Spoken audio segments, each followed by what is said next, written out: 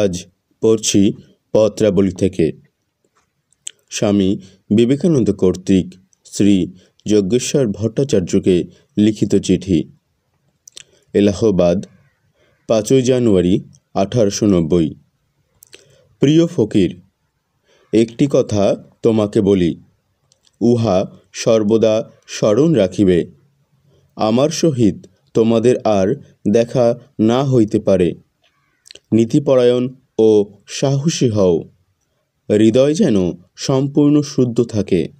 সম্পূর্ণ নীতিপরায়ণ ও সাহসী হও। প্রাণের ভয় পর্যন্ত রাখিও না।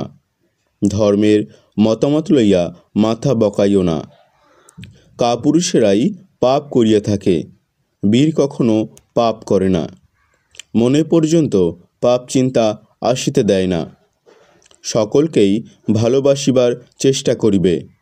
নিজে মানুষ হও, আর রাম প্রভৃতি যাহারা সাক্ষাৎ তোমার তত্ত্বাবধানে আছে, তাহাদিগকেও সাহসী, নীতিপরায়ণ ও সহানুভূতি সম্পন্ন করিবার চেষ্টা করিবে।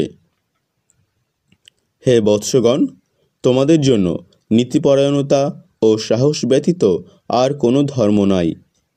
ইহা ব্যতীত ধর্মের আর কোনো মতামত তোমাদের জন্য নহে।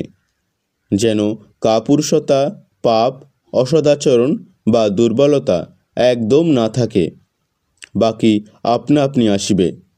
রামকে কখনো থিয়েটার বা কোনরূপ চিত্তদৈবল্যকারক আমোদ প্রমোদে লইয়া যাইও না, বা যাইতে দিও না।